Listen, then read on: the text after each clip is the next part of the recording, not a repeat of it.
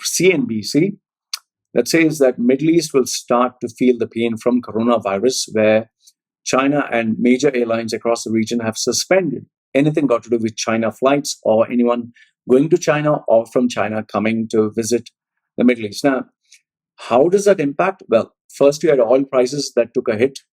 Now you have tourism that is taking a hit. And because tourism takes a hit, you'll have retail taking it because people will not be buying anything. And if people don't buy anything, the shops will have less business. Shops have less business. Then their staff will be laid off. Staff will be laid off. They will not buy anything. So it'll go like a domino effect. If they don't buy, supermarkets don't survive. Supermarkets don't survive. They will cut down on the number of people that they have, close down branches. So it's going to impact everyone. Now, the unfortunate thing is in the Middle East, the only country that has the highest volume of China from China is UAE. So UAE has the highest. One of every 16 visitors to the UAE is from China, or it's 6% of its total tourism. And across the Middle East, 2.4 million Chinese visited the region last year. For example, when the SARS outbreak took place in 2003, even though it only affected 800 people globally, it cost the Middle East around 30 to 50 billion. Not Middle East, sorry, globally. It cost 30 to 50 billion dollars. So just because 800 people were affected. Now just ask yourself, in 2003, 800 people got affected, they lost 50 billion. This time, how much is this going to go and to what extent? I would say that get ready for a huge, massive recession this time. Okay.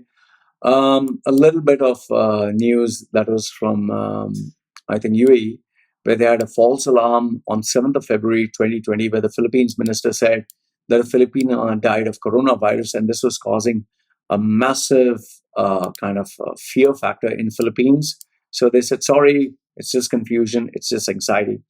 And, I think people without education, without using common sense, when they're just putting these face masks on, you're not sick. Why the fuck are you putting a face mask on? And that also, you're not in China. If you're in China, putting face mask, I can understand. But you're in a desert. Why the fuck are you putting a face mask on? Okay. Now, I don't know how far this next news is true, but it seems that Etihad has offered to pay its flight attendants double to fly to China. 7th February 2020. It has cancelled all its flights to mainland China except Beijing. And it seems that none of the crew want to fly to China because it's a 15-hour layover every 3 days. So Etihad crew were offered double the pay. Now, before you jump the gun and say, wow, that's going to be a very big salary, well, they only pay you double when you travel. So it's around 44 dirhams per hour. So let's say 44 dirhams is roughly, I would say $11. So for $11 per hour, would you travel to Etihad? Would you travel to China and stay there for a 15-hour layover? So I don't know if any one of you has traveled to China, do let me know. But I am aware of the fact that there are many cabin crew members who are kept in quarantine after traveling to China. Many of these happenings in the Middle East, especially UAE, have not been put in the newspaper. I did get some hospital staff and some news reporters who did share with me and confirmed, yes, there are cabin crew members who are kept in quarantine, but it's nothing like it's something serious. It's like, oh my God, people are going to die. Relax the fuck out. It's just quarantine, just to make sure that nobody else gets sick. Okay.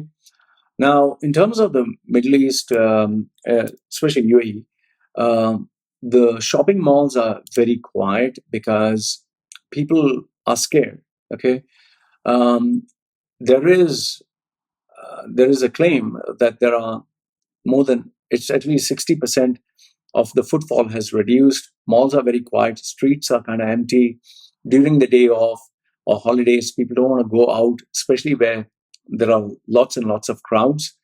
Now, the most panicky places or the places which are totally empty are Chinese themed malls like China Mall or Dragon Mart. Over there, even though the name is Chinese or China Mall or Dragon Mart, there are different nationalities there. So people just don't want to come there because of the name Chinese or the association with China. My logic here is, do you think nobody from China will go visit Dubai Mall or McDonald's or Starbucks? You can just have someone who's infected with the virus come there and you not know. Maybe he's an Indian, maybe it's a Pakistani, maybe it's an African. How do you know if they're not sick? So I just find it, it's just like, think of the fact I stay in Thailand, which is closer to China. Now, over here, I have not worn a mask till now. I've taken my wife and my kids for shopping. We've just been normal. There are Chinese people here. So obviously, I don't go around hugging them and talk to them. But, just I tell people, relax. Yes, there is a fear of getting the coronavirus, but much more than that, you can get an accident. You can get, uh, a life-threatening disease. There are millions of people who die due to flu or influenza. Nobody seems to be worried about that. But 1,000 people die and you get all crazy. So anyway, there were a couple of people who do work as waitresses, who do work in shopping malls. So they did get in touch with me and told me that initially, at least in the first few days of the coronavirus, it was completely empty. Nobody came for days together, at least for a week. One of the outlets, obviously can't mention which one, it seems that for a week there was nobody there.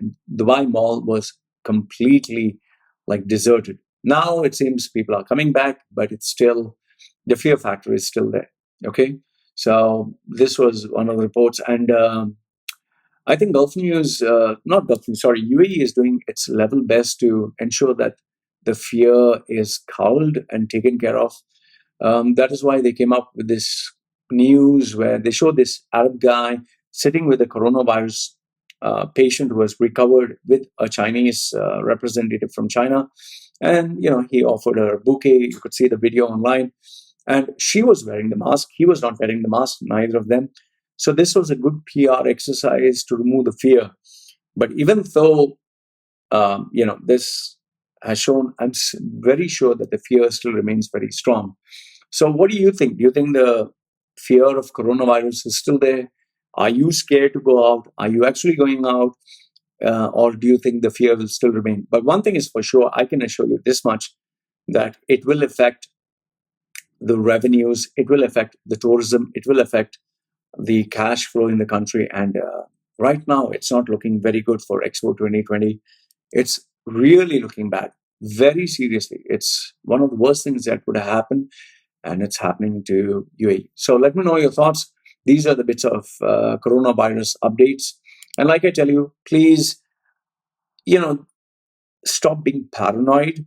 It's good to keep clean. It's good to be healthy. It's good to live in a safe, clean environment. But just stop being paranoid, and please do not, be racist towards individuals. Use a little bit of common sense when approaching any problem. So this is what I have to say. Let me know your thoughts, and let's move on to business.